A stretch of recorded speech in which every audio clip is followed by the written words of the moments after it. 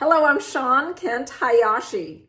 This adorable little girl is Dazzle. Hi, Dazzle. In this video, I'm going to be talking with you about a very challenging question that I received here on my YouTube channel. I don't know the person who sent me this question, and she did not get either of the dogs that she is referencing from me. I want to be so helpful though in this situation.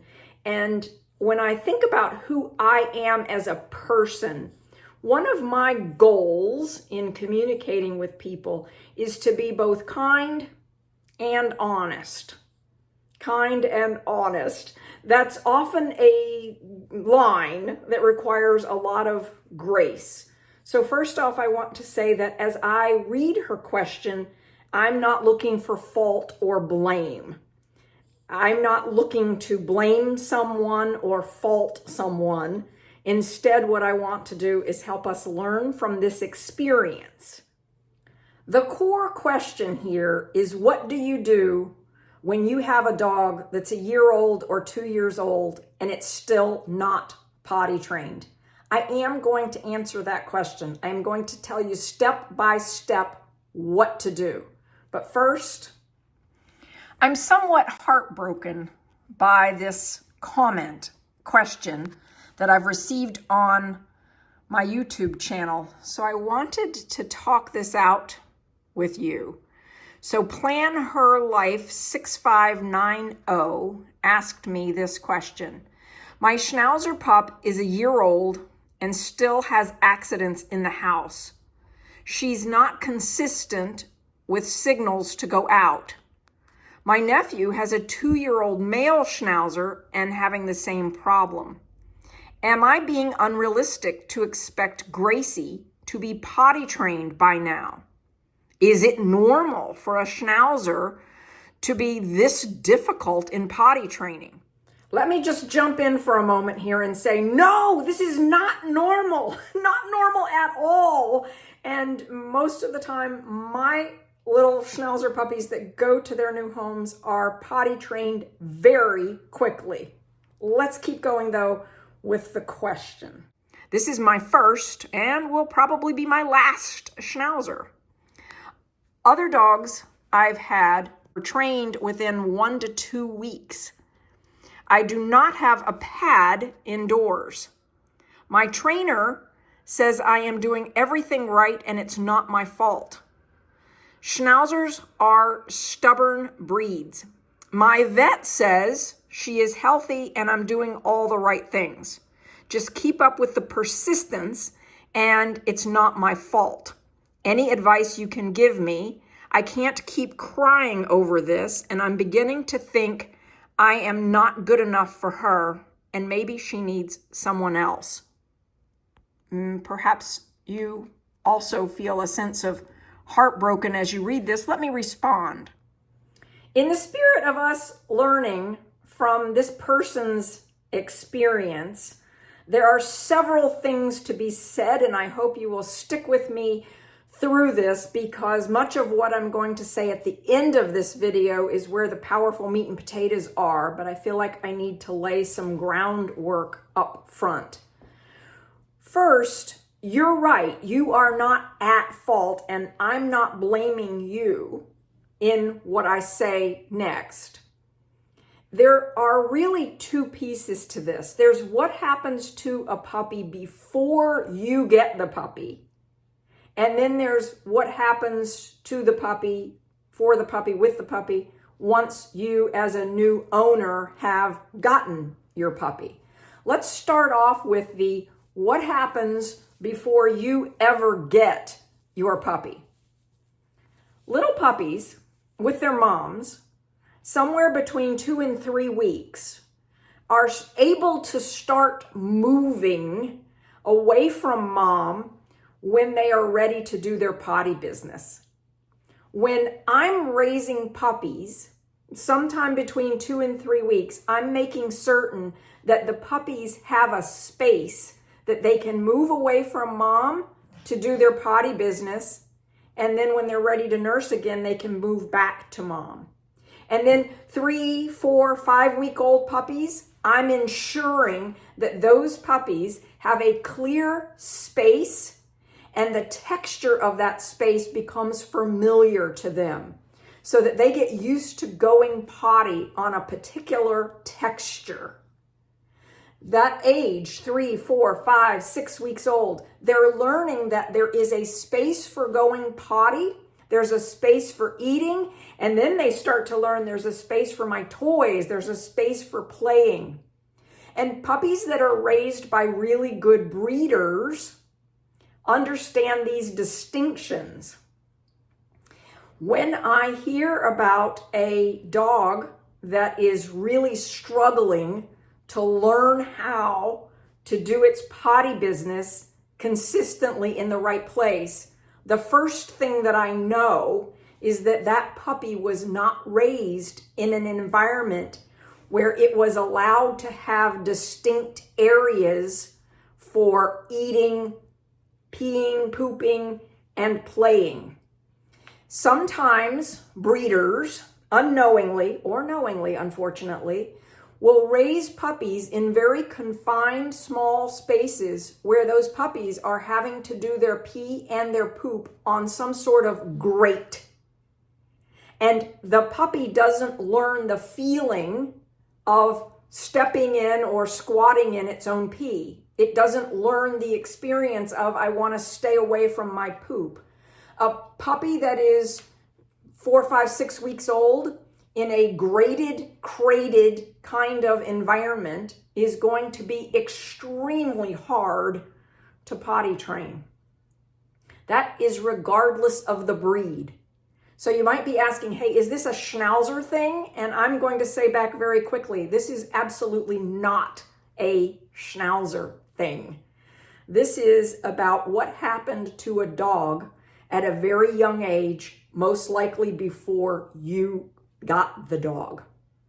So what can you do about that? When you are getting a puppy, how can we learn from this life experience, right? When you are getting a puppy for yourself, please make sure you deeply understand what was the environment that this puppy was raised in. Did the breeder create very distinct areas?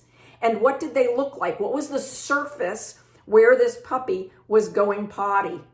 Did the puppy live on a concrete floor, sleep on the concrete floor, eat on the concrete, everything on the concrete floor? Or by the time that puppy was 8 weeks old, had that puppy been introduced to a variety of different surfaces? And did it learn to go potty on a specific type of surface? Very important. All right, now back to, let's say it's the day you're getting your puppy. Here's where you have to create structure and boundaries when you bring that puppy into your life. I have several videos on my channel about the importance of and how to create a puppy playpen where your dog goes and stays. In that puppy playpen, you need to create a potty area, an eating, drinking area, a play area, and you can go sit in that puppy playpen area with your puppy. You can play, you can do things in that playpen area, and you can also take your puppy, you can pick your puppy up and walk it outside to the area where you want it to potty. So when you first get your puppy at 8 weeks, 9 weeks, 10 weeks, somewhere in there, you want your puppy to get very, very comfortable in his or her playpen, and then you want them to get very comfortable being walked to, carried to, the area where you want them to go potty. So you are conditioning a response. You are conditioning that this is the right place. This is where you are to go potty. And if you understand the surface that your puppy went potty on, you can replicate that surface in the area where you want your dog to get conditioned to go potty. So what do I mean by this? You've got your puppy in a playpen, And maybe your puppy learned to go on some sort of artificial turf type grass, or maybe your puppy learned to go on potty pads or on pellets. Again, if you've worked with your breeder very closely, you know what your puppy is expecting. So now you're going to recreate that surface in the outdoor area where you will be taking your puppy. Maybe there's a particular tree or a section of your yard, or maybe you're taking your dog to some sort of common area that you share with others. This you have to be very careful about. Dog needs to have all of its shots before it can go into a common area like that to do its potty business. So again, what happens when you bring that puppy home is going to be so important, because you are also conditioning the puppy. I have watched too many times where unknowingly, unintended consequences of someone bringing a puppy home and the first several days just giving it access, free run of a master bedroom suite or of a living room area. And now the puppy is starting to pee, poop, potty in areas of the home where you don't want it going. This is a big mistake. Please don't make this mistake. Learn from this life experience, right? Get your puppy so conditioned in that first 2 weeks to where it needs to go. And it doesn't get free run. It doesn't get to go play in other areas. It has to prove, it has to earn its way. Your puppy has to earn its way out of the puppy playpen. So what do I mean by that? Well, I might carry my dog to the area where I want it to go potty. I watch it do its pee, poop business. When I see the puppy go potty, I'm going to say, yes, potty, yes. And I might give it a hug, a cuddle, maybe a treat, something that causes the puppy to know, hey, I've done something really good here. Yay. And then I bring it back in, and now I might have the dog clipped to me. So when I say clipped to me, I mean a 6-foot leash and a collar, and I might have that attached to a belt loop on my pants. And now the dog's going to spend time with me, playing with me, interacting with me, walking around the house with me perhaps. I'm cooking in the kitchen maybe, and I've got the dog in the kitchen with me, but I know the dog has just done its potty business. I know it's just done what it needed to do. And so now I've got at least a half an hour or so before that might happen again. And so I can be playing with my puppy in other areas of my home than the puppy playpen. Okay, what else about this is really important to recognize? If we've gotten ourselves into the situation that this person is in, we have to go back to the basics. I have a playlist here on my channel that's titled How to Train a Puppy from 8 to 16 This weeks. Is what it looks like. Here's my YouTube channel, SVCC Toy Schnauzers. Come to the playlist button right here. And when you click on playlists, you will see the wide variety of playlists that I have, including how to train a timid, passive dog, how to train a puppy from 8 to 16 weeks, as well as how to train a dog at 5 months and older. You'll also see information about setting up a puppy playpen and the process of training a puppy, creating structure and boundaries, then creating training and discipline, and then giving love and affection. I show you step by step each part of the sequence, and it's very important that puppies learn how to be rewarded, lure. You'll see on this playlist. That's right. I'm sorry. I know you're saying, hey, wait a minute, I have a year-old dog. Shouldn't she already be potty trained? Yes. The answer is absolutely yes. This does not have specifically to do with Schnauzers. This has to do with any type of dog that was in the aforementioned scenarios.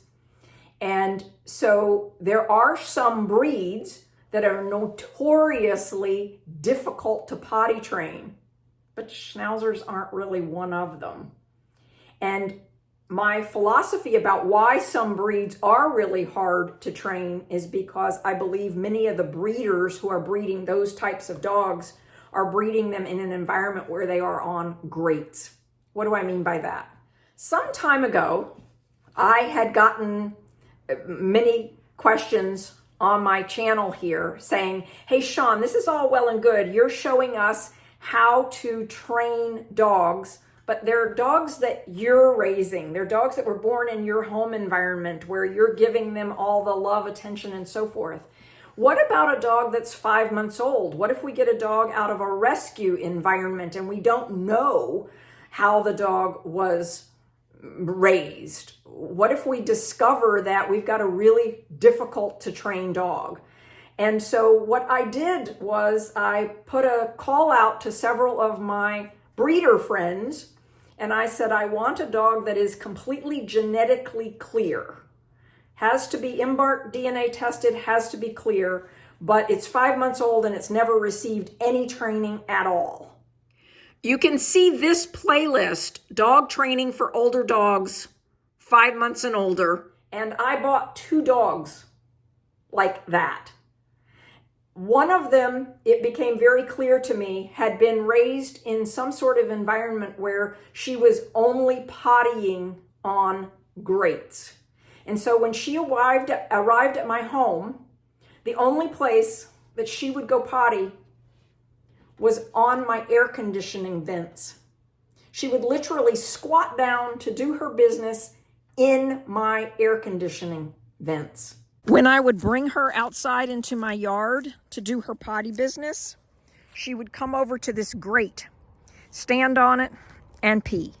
What did we do about that? Well, I actually have a whole playlist about how we trained 2 dogs in that situation. So if you'd like to learn more about how to train a rescue dog, how to train a dog that perhaps you've inherited where there are problems like this, I do give specific step-by-step. But let me just speak to the potty training part of that. We have to go back to the beginning. We have to go back to basics. We have to put the dog into a puppy playpen or confined, contained area where there is a clear sleeping spot, a clear spot for doing your potty business, and a place for your food and water. And we have to reward the dog for beginning to use those areas correctly.